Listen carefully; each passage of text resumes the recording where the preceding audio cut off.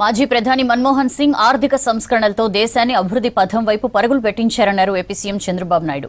ఆయన మృతి దేశానికి తీరని లోటన్నారు. ఢిల్లీలోని ఆయన భౌతిక దేహానికి నివాళులర్పించారు. మన్మోహన్ సింగ్ భౌతికంగా లేకపోయినా ఆయన భావజాలం శాశ్వతంగా ఉంటుందన్నారు చంద్రబాబు. ఈరోజు మన్మోహన్ సింగ్ గారి మరణం చాలా బాధాకరం. ఈరోజు మనం చూసి దేశానికి తీరని నష్టం. ఒక వ్యక్తి జీవితకాలంలో అచంచలమైన విశ్వాసంతో ఏ విధంగా ముందుకు పోతారో ఆయన ఒక నిదర్శనం.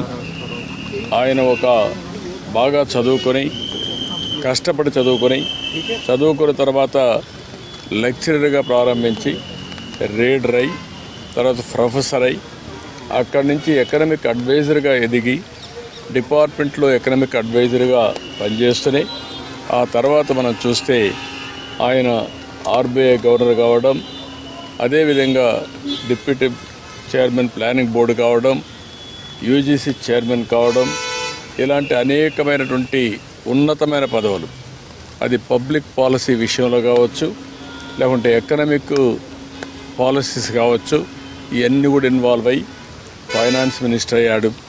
ఫైనాన్స్ మినిస్టర్ అయినప్పుడు ఈ దేశంలో కొంత ఆర్థిక పరిస్థితి అందరూ చూశారు. ఆ రోజు మనకు కావాల్సినటువంటి ఇంపోర్ట్ చేసుకోవాలంటే ఫారిన్ ఎక్స్చేంజ్ లేని పరిస్థితిలో ఎకనామిక్ రిఫార్మ్స్ తీసుకొచ్చారు.